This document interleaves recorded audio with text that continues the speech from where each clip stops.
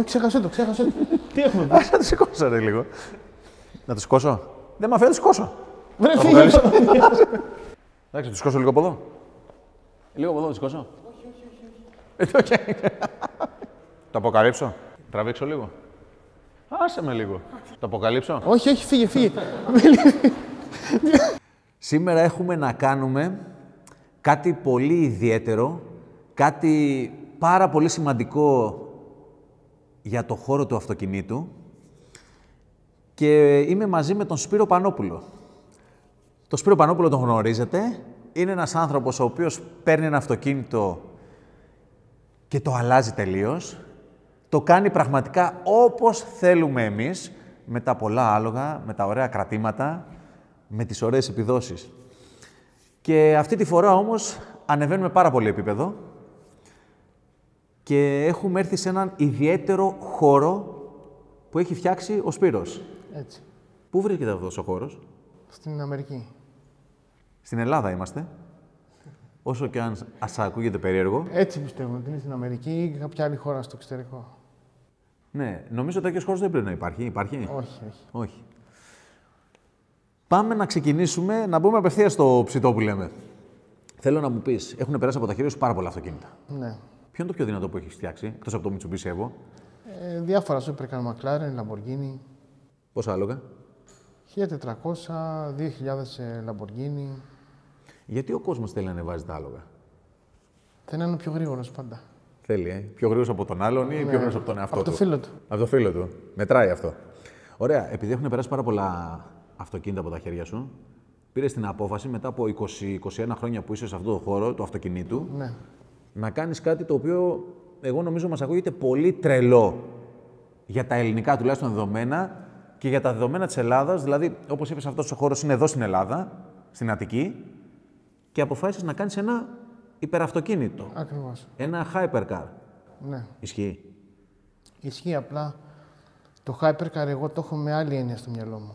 Δηλαδή, Έχει παρεξηγηθεί λίγο ο όρος Hypercar. τι είναι ένα hypercar? Το Supercar από το Hypercar είναι τελείως διαφορετικό πραγματικά. Το Hypercar θεωρητικά είναι ένα αυτοκίνητο με εξωτικά υλικά, πολύ πιο γρήγορο από ένα Supercar και πιο ιδιαίτερο σε όλα τα κομμάτια. Μέχρι στιγμής το εξωτερικό, ό,τι υπάρχει, για μένα δεν θεωρείται Hypercar. Για να μας καταλάβει και ο κόσμος. Ναι.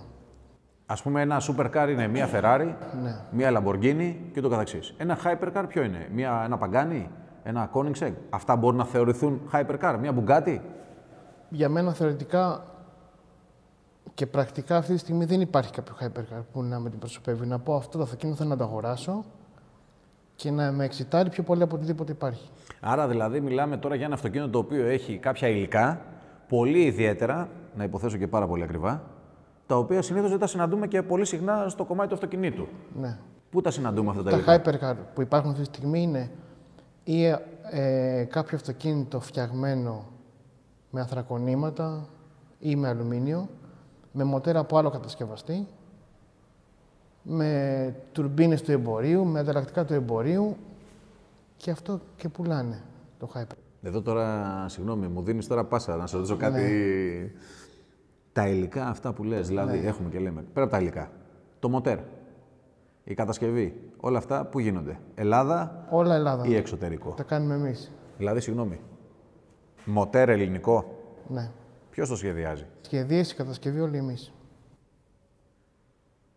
Δεν Οτιδήποτε ακούγεται, έχει το αυτοκίνητο πάνω είναι κατασκευασμένο Ελλάδα από εμάς όλα. δεν ακούγεται τρελό? Είναι.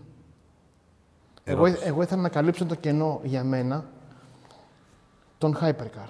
Θέλω να φτιάξω ένα αυτοκίνητο που να είναι πραγματικό. Δηλαδή, καινοτόμο σε όλες τις ιδέες του. Σε υλικά και σε υποδυνάμεις. Τι Το υποδύναμη έχει? το Hypercar πρέπει να ο οδηγός να έχει 2 και 3G επιτάχυνση για να είναι Hypercar. Σήμερα πόσα G έχει ένας οδηγός σε ένα Pagani? Σε ένα Pagani που δεν είναι τόσο δυνατό, έχει γύρω στο 1 με 1,2. Και εσύ θέλεις να το πας στα 2,5 με 3? Από 2 μέχρι 3 αναλόγως στην πρόσφυση των ελαστικών. Το πρόβλημά μας δεν είναι πλέον υποδύναμη. Υποδύναμη μπορούμε να έχουμε 2-3 ανάλογα όσο θέλουμε. Είναι το όριο της πρόσφυσης του ελαστικού στο δόστρωμα. Είμαστε ήδη σε συνομιλία με κάποια εταιρεία του εξωτερικού να μας φτιάξει ειδικά ελαστικά για να μπορεί να βγει η υποδύναμη που θα φτιάξουμε στον δρόμο. Θέλω να μας δείξει λίγο τα υλικά. Και επειδή εδώ ο χώρος είναι πραγματικά προχωρημένος για τα ελληνικά δεδομένα, θέλω να δείξουμε λίγο τα υλικά, να σηκωθούμε. Εδώ τώρα θα δείξουμε κάποια πράγματα, σίγουρα δεν τα έχουμε δει στην Ελλάδα. Αυτό είναι το μόνο σίγουρο. Τα ξέρουμε μόνο σαν ονομασία υλικών. Δηλαδή, τι ξέρουμε, το τιτάνιο. Καλύτερα πέστε μας εσείς. Ελάτε λίγο να δείτε τι έχουμε φτιάξει εδώ. Μιλάμε για μπιέλες. Εδώ είναι μπιέλα τιτανίου. Εδώ είναι κεραμικά υλικά, κεραμικά πιστόνια και ανθρακόνημα μπιέλα. Να, αυτή εδώ, να ανοίξω. Ναι. Αυτή είναι που την είχαμε δείξει κιόλας. Τι είναι. Ναι. Ωραία. Πάμε στο τιτάνιο. Ναι. Ναι, καταλαβαίνεις τώρα εδώ και ακόμα και στο Αυτό χέρι. δεν είναι μόνο το υλικό, είναι ο τρόπος που φτιάχνεται. Δηλαδή έχουμε φτιάξει Πώς εμείς γίνεται? ένα τρόπο το οποίο το αυτοκίνητο θα είναι φτιαγμένο όλο με τον τρόπο αυτό. Είναι ήδη φτιαγμένο έτσι. Δηλαδή δεν είναι το υλικό μονοκόμματο όπως είναι όλες οι μπιέλες. Ναι, αυτό το μασίφ που λέμε. Ναι. Γιατί είναι έτσι? Έχουμε αφαιρέσει τα υλικά από οτιδήποτε μάζα υπάρχει και υπάρχει συγκεκριμένη δομή μόνο για να ενισχύεται το υλικό. Αυτό έχει να κάνει με τον τρόπο που δέχεται τις πιέσεις. Ναι, δηλαδή εμείς έχουμε βρει έναν Και τρόπο για να αντέχει. το οποίο να δέχεται τις δυνάμεις στο EBL, ας πούμε. Βάζουμε εμείς στο πρόγραμμα το υλικό, το πώς θα δουλέψει, την πίεση που θα ασκείται και αφαιρεί όλη την μάζα που δεν χρειάζεται. Υποθετικά είναι Και αυτός είναι ο σε λόγος που βλέπουμε. σε γενική Γι' αυτό χρήση. βλέπουμε αυτή την πλέξη. Ναι. Είναι σε γενική, ας πούμε, χρήση 10 φορές κάτω το βάρος του. Εδώ μιλάμε κορυφαία μπιέλα αυτή, έτσι. Κεραμικό. Αυτό είναι κεραμικό υλικό, καινούργιο υλικό. Δεν τρίβεται. Στις τριβές δεν έχει πρόβλημα, θερμοκρασίες. Και είναι 10 φορές πιο αντοχής από ατσάλι. Πού φτιάχνετε αυτή? Όλη Ελλάδα. Δηλαδή, συγγνώμη, η σχεδίαση γίνεται εδώ. Ναι. Και η κατασκευή. Υπάρχει στην Ελλάδα Υπάρχει, ναι. κάποιος ή κάποιοι ή κάποια εταιρεία που τυπώνει 3D αυτό εδώ? Ναι, ναι. Μας εντυπωσιάζεις.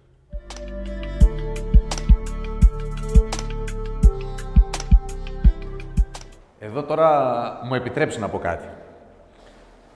Αν κοιτάξει κάποιος απλός άνθρωπος, οι περισσότεροι τέλος πάντων, τον αυτό το χώρο θα νομίζω ότι είναι μια αίθουσα με υφάσματα. Έτσι ακριβώς. Έτσι δεν Με δείχνει? κουρτίνες. Ή με κουρτίνες. Εδώ όμως έχουμε, η συγκεκριμένη σειρά είναι μια σειρά από carbon. Το ανθρακόνημα που λέμε. Γιατί έχουμε διάφορες επιλογές εδώ? Εδώ είναι ο χώρος με τα σύνδετα υλικά που έχουμε. Εδώ είναι όλες οι πλέξεις από ανθρακονήματα. Κάθε πλέξη είναι και διαφορετικό λόγο υπάρχει. Η τετράγωνη, ας πούμε, είναι για αντοχή σε σασί. Η διαγώνια πλέξη είναι για φτερά. Είναι οτιδήποτε θέλουμε να κάνουμε, αλλάζουμε την πλέξη του και το πάγος του. Ωραία. Εδώ πέρα. Το οποίο είναι σαν ύφασμα, έτσι. Ύφασμα είναι. Έλα λίγο να το δείξουμε. Είναι πραγματικά. Εδώ είναι σαν κλωστές οι οποίες έχουν ενωθεί, ύφασμα. Είναι φοβερό. Δηλαδή, κάποιος για να καταλάβει το carbon και πώς φτιάχνεται, του ρίχνεις Έχετε προποτισμένο αυτό. χημικά. Υπάρχει μια ρητίνη που μπαίνει από πάνω. Εμποτίζεται αυτό το υλικό και μόλις έρθει στην επιφάνεια του αέρα ή στο φούρνο, πετρώνει. Γίνεται, είναι πολύ σκληρό. Λοιπόν, εδώ είναι ό,τι έχει σχέση με τα carbon.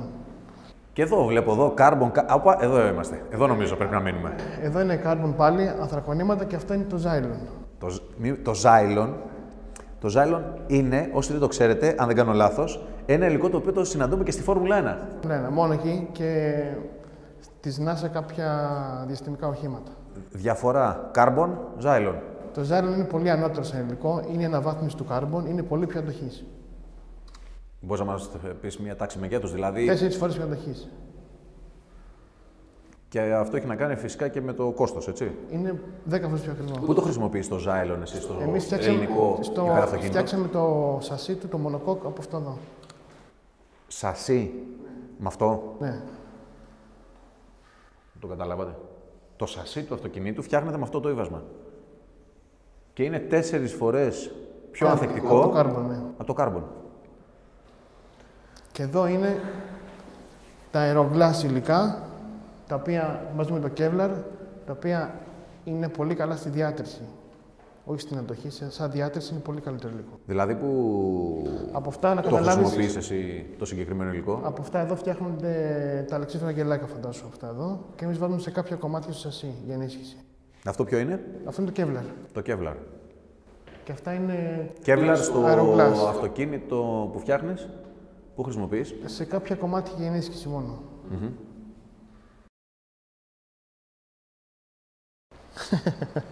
Ψυγείο για παγωτά.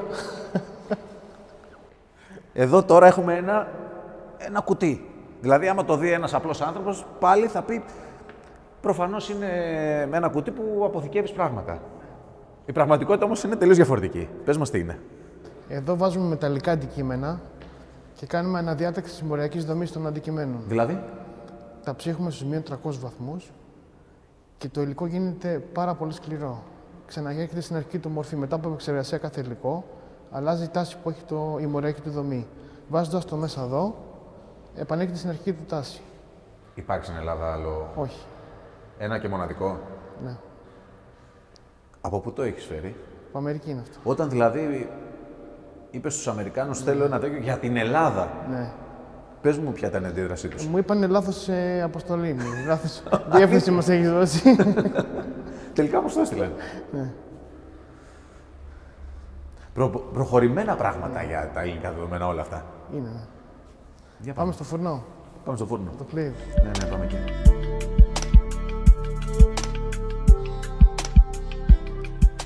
Τώρα εδώ έχουμε ένα... Πες μας τι είναι αυτό εδώ.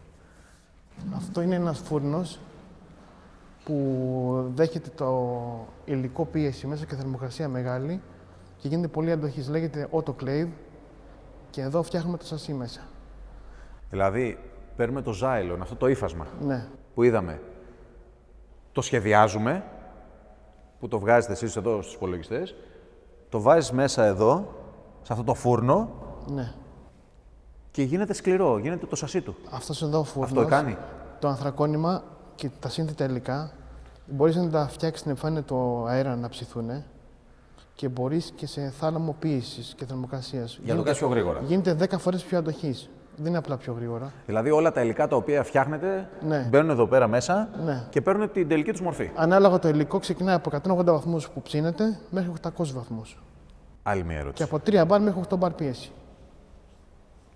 Υπάρχει άλλος τέτοιος φούρνος στην Ελλάδα?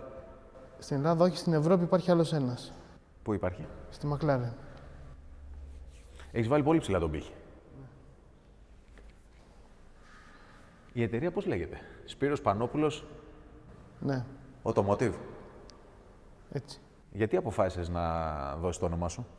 Γιατί είναι καθαρά δικό μου project και είναι το πάθος μου καθαρά αυτό. Δεν έχει σχέση με την άλλη εταιρεία, με την Extreme. Πόσες ώρες κάτσε και σχεδιάζεις την ημέρα στον υπολογιστή και ασχολείσαι με αυτό το πράγμα που λέγεται Hypercar, που λέγεται σχεδίαση, που Δεν λέγεται κοιμάμαι τα Kevlar? βράδια, Μπίλ, δεν κοιμάμαι τα βράδια.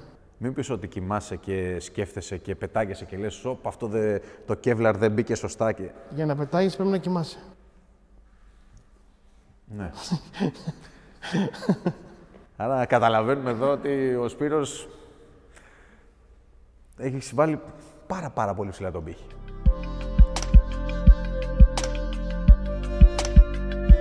Εδώ τώρα έχουμε ένα διαφορετικό σημείο του χώρου. Ναι. Ωραίες καρέκλες. Μεγάλες οθόνες. Αν είχαμε και ένα PlayStation, Ναι. σίγουρα θα ήταν ευχάριστο. Σίγουρα δεν παίζετε εδώ πέρα. Κάνετε άλλου είδους παιχνίδια. Πες μας τι ακριβώς κάνετε σε αυτούς εδώ τους χώρους. Κοίτα, εδώ κάνουμε το σχεδιασμό των ανταλλακτικών και τη μελέτη τους. Δηλαδή εδώ, ας πούμε, παραδείγματος χάρη, βλέπουμε Εδώ είναι η η αεροδυναμική. αεροδυναμική του οχήματος. Ναι, ναι. Α, τα κάνετε όλα στον υπολογιστή. Όλα Πάντα. γίνονται εδώ, ναι. Εδώ, δίπλα. Εδώ το σασί είναι και πώς θα επενδύσουμε την επιφάνεια. Εδώ, ας πούμε, έχουμε κάποια ανταλλακτικά. Γενικότερα εδώ είναι το σημείο που κάνετε τη σχεδίαση. Ναι, Αυτό είναι το αυτοκίνητο. ναι. Στην τελική του μορφή. Όχι. Την τελική δεν μπορούμε να τη δείξουμε. Πότε θα αποφασίσεις να μας δείξεις το αυτοκίνητο? Στην τελική του μορφή. Δηλαδή να κάνουμε τα αποκαλυπτήρια που λέμε. Κοίτα, λέμε να το πάμε στην έκθεση κατευθείαν. Έκθεση Γενέβης το 2021. Ναι. Ένα αυτοκίνητο. Θα πάμε με 2 αυτοκίνητα. Γιατί με 2? Γιατί θέλουμε να φτιάξουμε άλλο ένα αυτοκίνητο. Αυτό όταν το σχεδιάσαμε πέρυσι ήταν αρκετά μπροστά από την εποχή του. Βλέπω όμως ότι πλησιάζει η τάση προς τα εκεί που το πήγαμε. Άρα θες να κάνεις το νούμερο 1 και αμέσως το... Θέλω να φτιάξουμε άλλο ένα αυτοκίνητο, το οποίο ήδη το σχέδιο το έχουμε φτιάξει, το οποίο να είναι πολύ μπροστά από την εποχή. Δηλαδή του χρόνου που θα παρουσιαστεί να είναι τουλάχιστον 10 χρόνια μπροστά. Και όχι μόνο αυτό. Ήδη φτιάχνουμε δικό μας εκτυπωτή carbon, 5 μέτρων μήκος, ελληνικό, το οποίο θα το τυπώσουμε το αυτοκίνητο όλο από εκτυπωτή. Σπυρό, θέλω να μου πεις ειλικρινά. Πόσοι φίλοι σου σε λένε τρελό? Δηλαδή, αυτά τα οποία κάνεις, νομίζω ότι ακούγονται τελείως παλαβά για την Ελλάδα. Ναι. Εσύ τα κάνεις όμως. Δεν ακούγει... Πες μου, Είναι το πάθος μου και το κάνω όσο πιο καλά μπορώ. Θεωρείς τώρα ότι αν το ξεκινήσεις αυτό θα έχει στήριξη από το ελληνικό κράτος? Γιατί έχουμε διαπιστώσει ότι και στο παρελθόν, ακόμα και με εργοστάσια που έχουμε δει, ότι το ελληνικό κράτος δεν βοηθάει. Το βλέπουμε στο εξωτερικό, ισχύει. Όποια αυτοκινητομηχανία, είτε μικρή είτε μεγάλη, δέχεται πάντα τη στήριξη του κράτους. Στην Ελλάδα συμβαίνει το αντίθετο. Έχεις κάνει συζητήσεις με τους ανθρώπους, με τα Υπουργεία? Έχω έρθει σε επαφή με τους φορείς. Έχεις έρθει? Με το Υπουργείο Ανάπτυξης. Υπάρχει πολύ καλή θέληση. Θέλω να μου πεις την αντίδρασή τους όταν τους είπες ότι θέλουν να φτιάξουν ένα υπεραυτοκίνητο με 2.000 άλογα. Όταν πήγαμε και ψάξαμε τις νομοθεσίες για να με βοηθήσουν, έχουν δείξει ενδιαφέρον? Δεν υπήρχε καν κάτι. Δηλαδή δεν είχαν σκεφτεί ότι μπορεί να υπάρχει κάτι τέτοιο. Σαν νομοθεσία για αυτοκινητοβιομηχανία τέτοιου στυλ. Σε πίστεψαν? Είδανε κάποια πράγματα και με πιστέψαν. Σιγά σιγά άρχισαν να μπαίνουν στο νόημα, Πάντως υπάρχει πολύ καλή θέληση και διάθεση. Έχουνε. Τώρα στήριξη δεν ξέρω οικονομική αν θα έχουνε. Εδώ τώρα να σου ρωτήσω κάτι άλλο. Δεν είναι ένα φτηνό project αυτό. Θέλει πολλά χρήματα για να υλοποιηθεί. Θέλει, ναι. Έχεις κάποιους επιχειρηματίες από πίσω που στηρίζουν, κάποια fans που λέμε? Όχι, δεν έχω κάποιον. Συζητάς με κάποιους άλλους? Θα ήθελες να συζητήσεις με κάποιους άλλους? Τι γίνεται? Είμαστε σε συζήτηση με διάφορους και αξιολογώ τις προτάσεις. Θέλω άλλος που θέλει να έρθει και να κάνει μαζί μου τη δουλειά αυτή, να το αγαπάει όσο γίνεται όπως εγώ. Εγώ από εξωτερικό έχω κάποιες προτάσεις. Δηλαδή το μόνο εύκολο για μένα θα μπορούσα να το πάω εξωτερικό. Εγώ νομίζω ότι θα ήθελες έναν Έλληνα επιχειρηματία, δηλαδή να παντρέψεις λίγο την... Όχι, εξωτερικό δεν με ενδιαφέρει καθόλου. Απλά θα μπορούσα να πάω στο εξωτερικό όπως είμαι τώρα, έχω πρόταση. Και να φτιάξεις όλο αυτό που βλέπω και να το φτιάξω εκεί, να κάνω μια πολύ μεγάλη βιομηχανία με χρηματοδότηση εξωτερικού. Ποιος είναι ο στόχος ο ετήσιος, δηλαδή να φτιάχνεις πόσα τέτοια αυτοκίνητα? Καταρχήν, εγώ θέλω να μείνω στην Ελλάδα. Είναι πολύ σημαντικό αυτό. Δεν με ενδιαφέρει να φτιαχτεί ένα hypercar εξωτερικού. Θέλω να γίνουν όλα Ελλάδα από ελληνικά χέρια. Και με ελληνικά προϊόντα, αξεσουάρ. Όλα, ο στόχος μας είναι να είναι όλα ελληνικά. Να μην πάρουμε από εξωτερικό, όπως κάνουν άλλες εταιρείες, τίποτα. Και έτσι έχουμε κάνει μέχρι στιγμής. Και βλέπουμε ότι το καταφέρνεις. Σε τι ποσοστό έχει ολοκληρωθεί πώς ονομάζεται? Αυτό θα το πούμε το πρώτο χάος. Το δεύτερο? Ακόμα δεν ξέρουμε το δεύτερο. Το χαμόγελο πάντως εμένα μου λέει ότι το χάος είναι πολύ μικρό για αυτό που θα έχει. Η διαφορά στο δεύτερο αυτοκίνητο. Πώς το εννοείς? Άμα το πρώτο ενώ θα είναι πολύ μπροστά. Το χαμόγελο σου τώρα, παιδιά, δείτε χαμόγελο. Δείτε χαμόγελο. Δηλαδή, όταν χαμογελά έτσι ο Σπύρος, καταλάβατε και καταλαβαίνουμε όλοι τι έχουμε να δούμε. Πάμε εδώ.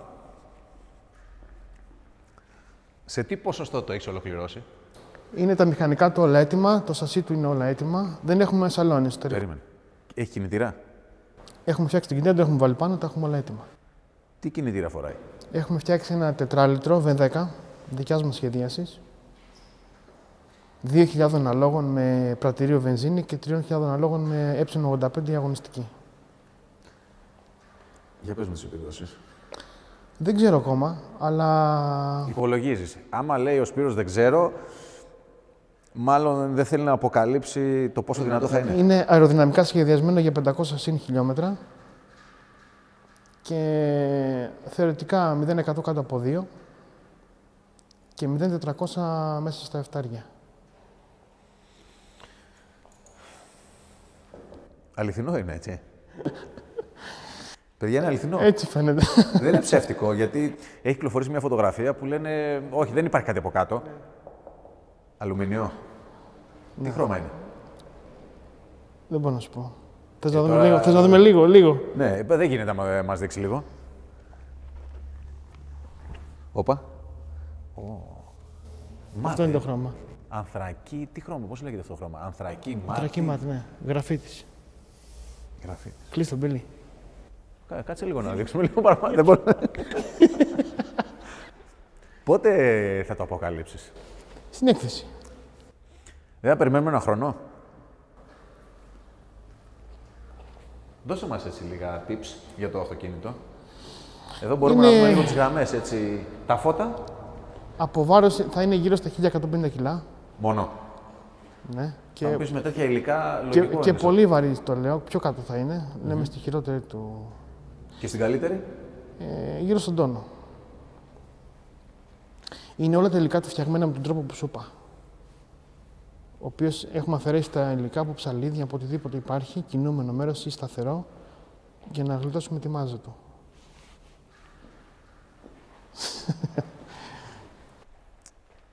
Περίμενε τώρα. Μπορείς να μας κλείσει τα φώτα για να δούμε λίγο έτσι πώς θα είναι από πίσω. Φώτα, ναι. Ναι. Κάτσε να κλείσει και τα άλλα. Κλείσε και τα άλλα για να δούμε λίγο έτσι. Να πάρουμε μια εικόνα ή τουλάχιστον να φανταστούμε πώς μπορεί να είναι σχεδιαστικά. Εδώ βλέπουμε τα φώτα LED και δείτε εδώ πόσο γραμμή Εδώ έχουμε φώτα LED. Δείτε. Σε αυτό εδώ το σημείο τι συναντούμε? Εξάτμιση. Εδώ είναι εξάτμιση. Ναι, 4 έχει. Όλες εδώ ή πώς? Για να λίγο έτσι να Δεν χρειάζεται. ταξιδέψει το μυαλό. Έχουμε φώτα LED, εξάτμιση, συνεχίζουμε. Και εδώ έχουμε πάλι φώτα LED. Εκεί είναι τα stop. Τα stop. Εγώ χαϊδεύω λίγο εδώ, προσπαθώ. Μπίλι, μην πιάνεις πολύ. Όχι πολύ. Είναι ωραίο για χάδια, είναι σαν τη γυναίκα είναι γι' αυτό. Να σου κάνω μια ερώτηση. Το βράδυ έρχεσαι και το χαϊδεύεις? Πες μου την αλήθεια. Το βράδυ είμαστε μαζί. Σε έχω ικανό. Μέχρι να βάλεις το σαλόνι, νομίζω μπορεί να έχεις βάλει ένα κρεβάτι και να κάθεσαι. Για να το δούμε πιο μπροστά.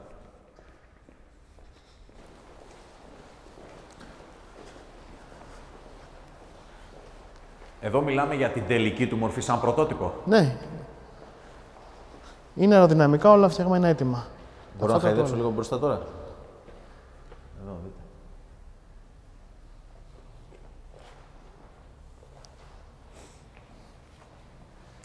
Έχω περιέργεια τώρα, αλλά μην το σηκώσω και φύγω τρέχοντα. Πόσα άτομα δουλεύετε? Πόσοι Έλληνες δουλεύουν για την εταιρεία Σπύρος Πανόπουλος Automotive? Δουλεύουμε 9 άτομα, αλλά πιο σημαντικό είναι ότι είναι 9 Έλληνες. Τι σημαίνει αυτό? Δεν συνεργάζεσαι με κανέναν από το εξωτερικό? Όχι. 9 Έλληνες σημαίνει 90 ξένοι. Γιατί το λες αυτό? Γιατί είναι έχουν όλοι το ίδιο πάθος? Έχουν το ίδιο πάθος, είναι πολύ ταλαντούχοι, το αγαπάνε πολύ και είναι έξυπνοι πολύ, είναι Έλληνες. Πιστεύεις τώρα ότι οι Έλληνες μπορούν να ανταγωνιστούν τους ξένους? Όχι, είναι στην πράξη έχουμε δει ότι... Είναι καλύτεροι. Επειδή εγώ γενικά με τη Φόρμουλα 1 και με διάφορα κομμάτια που έχω ασχοληθεί, που έχω γνωρίσει ανθρώπους του εξωτερικού, όπου υπάρχει πρόοδος υπάρχει και ένας Έλληνας μέσα. Σε όλα τα κλιμάκια της Φόρμουλα 1, οτιδήποτε υπάρχει ένας επικεφαλής Έλληνας. Στα πιο πολλά. Δεν είναι τυχαίο αυτό. Στη Ferrari υπάρχει, στη McLaren υπάρχει, παντού υπάρχει. Έχεις περάσει από κάπου εσύ? Εγώ από τη McLaren είχα μια συνεργασία με κάτι εγκεφάλους που φτιάχναμε δικούς μας. Γνώρισα κάποιους Έλληνες εκεί πέρα. Και ένας από αυτούς τους Έλληνες ίσως γίνει και σε εμάς την ομάδα μας. Μάλλον σου μπήκε το μικρόβιο από εκεί. Δεν εξηγείται διαφορετικά. Μάλλον. Εγώ θέλω να το αγοράσω. Ναι. Θέλω να μου πεις τον τρόπο. Πώς σε παίρνει κάποιος στο τηλέφωνο, πώς γίνεται, έρχεται σε επικοινωνία μαζί σου, με την ομάδα σου, πώς μπορεί κάποιος ρε παιδί να το παραγγείλει. Μπορεί να το παραγγείλει από τώρα αν θέλει. Τώρα όχι. Μόλις το εμφανίσουμε στην έκθεση, θα μπορούμε να το έχουμε προς πώληση. Εφόσον δοκιμαστεί ή τεσταριστεί από εμάς, θα είναι διαθέσιμο για το κοινό. Να είναι δηλαδή 100% έτοιμο. Ναι. Έχουμε τη δυνατότητα να βγάζουμε μέχρι 5 κομμάτια το χρόνο. Αυτή τη στιγμή. Με την υποδομή αυτή που έχουμε. Αν υπάρχει μεγαλύτερη ζήτηση, θα αυξήσει την παραγωγή ή όχι. Για να αυξήσει την παραγωγή θέλει προσωπικό, θέλει μηχανήματα πολλά, κεφάλαια μεγάλα. Αν υπάρξουν αυτά τα κεφάλαια. Αν υπάρξουν, μπορούμε να κάνουμε ναι. Γιατί έχει φανεί ότι στο εξωτερικό, με μικρές θεωρητικά εταιρείες, η παραγωγή είναι μεγαλώνει σιγά-σιγά. Άρα μπορεί να ανέβει η παραγωγή. Μπορεί να πάει και 20-25 ανάλογα στην παραγωγή θα φτιάξει. Ελληνική νομοθεσία. Τώρα ανοίγουμε πληγές. Πώς θα κυκλοφορήσει το συγκεκριμένο Σπύρος Πανόπουλος Automotive House, το είπα σωστά, όλο το είπα έτσι, το έμαθα, στην Ελλάδα με την νομοθεσία την οποία έχουμε για το αυτοκίνητο. Υπάρχει βασικά, υπάρχει νομοθεσία. Δεν υπάρχει κάποιος μηχανισμός έγκρισης αυτοκινήτου στην Ελλάδα. Υπάρχει μια ομολογασιόν Ευρώπης, η οποία είμαστε μέσα εμείς, με κάποια πρότυπα που μας έχουν πει από το εξωτερικό, τα φώτα, το ύψος τους, γενικά κάποια συστήματα ασφαλείας, όλα αυτά τα έχουμε φτιάξει ήδη. Και μέχρι 50 κομμάτια το χρόνο δεν χρειάζεται να κάνουμε crash test φυσικό. Μόνο crash test ψηφιακό, δηλαδή στον υπολογιστή. Ναι, ναι. Το οποίο το έχουμε κάνει ήδη και αυτό. Και τα αποτελέσματα. Έχεις άλλα αποτελέσματα, Ναι, ναι, φυσικά. Καταρχήν, να σου πω κάτι. Το μονοκόχ τι σημαίνει? Είναι μπανιέρα αυτοκινήτου. Είναι 10 φορές πιο αντοχής από οτιδήποτε υπάρχει. Τώρα είναι άλλη ζήτηση τώρα. Ναι. Πινακίδες στην Ελλάδα θα μπορεί να βγάλει το χάος. Θα βγάζει στο εξωτερικό και λογικά, επειδή θα γίνει πιστοποίηση στη Γερμανία, που είναι κέντρο ελέγχου εκεί πέρα και πιστοποίησης, λογικά θα πάρει και ελληνικές πινακίδες. Το οποίο θα λέει Made in Greece. Ναι. Αυτό πώς έκανε? Αυτό είναι το πιο ωραίο. Δείτε. Δεν το λέει μόνο, νομίζω ότι η αντίδρασή σου μιλά από μόνη της. Εσωτερικό. Ναι. Πώς είναι μέσα? Ναι. Εγώ το φαντάζομαι σαν μονοθέσιο της Φόρμουλα 1, κάπως έτσι. Ρε, ναι. Είναι διθέσιο κανονικά το αυτοκίνητο, όπως όλα τα αυτοκίνητα. Είναι λίγο πιο φαρδί από τα άλλα αυτοκίνητα, είναι 208. Το εσωτερικό, εκεί πάλι θα είναι η καινοτομία δικιά μας. Ποια είναι αυτή?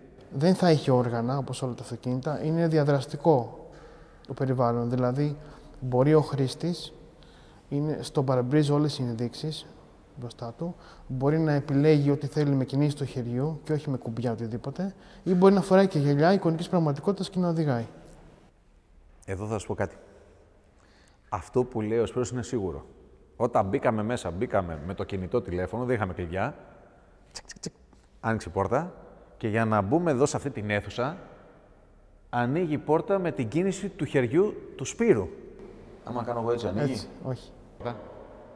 Ας τον Μπίλι. Ανοίγει. Πόρτα που ανοίγει με το χέρι του Σπύρου.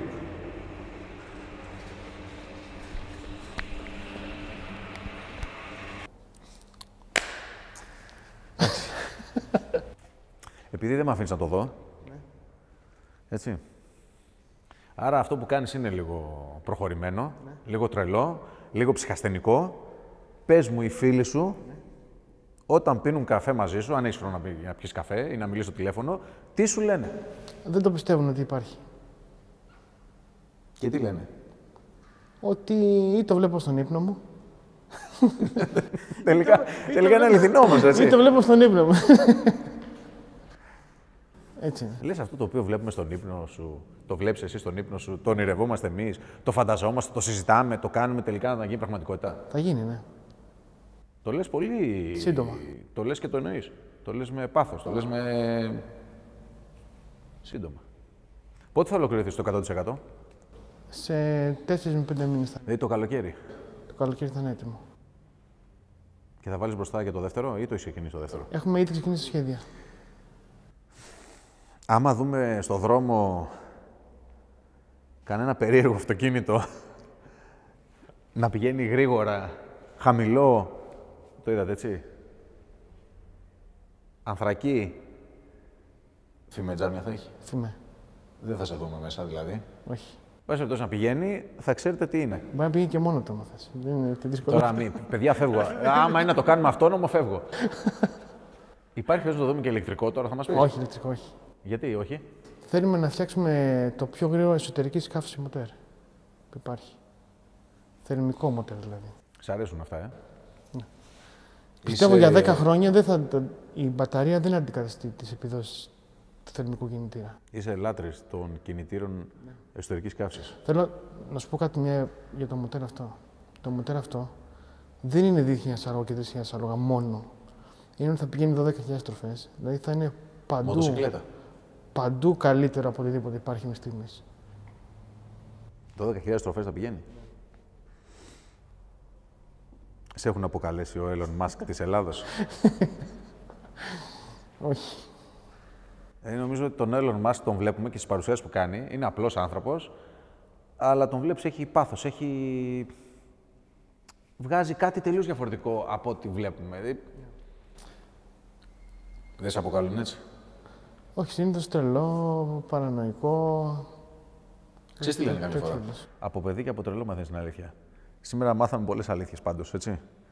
Ο Σπύρος δεν είναι τρελός, είναι προχωρημένος για τα ελληνικά δεδομένα και νομίζω σύντομα θα μας βγάλεις Μακάρι. ασπροπρόσωπος. Τώρα να το αποκαλύψω. Δεν με αφήνει. Το κάνουμε μαζί. Μετά από 4 μήνες. Μετά από 12 μήνες. Στη Γενέβη. Στην έκθεση. Δηλαδή να έρθουμε στη Γενέβη. Ναι, γιατί όχι εδώ. Στη Γενέβη, με 2 αυτοκίνητα. Άρα δηλαδή, Γενέβη 2021, να ξέρετε, αποκάλυψε, θα με φωνάξεις. Όχι. Εγώ θέλω. Με φωνάξεις? Δεν απαντάει. Θα το δεις στην τηλεόραση. Φεύγω.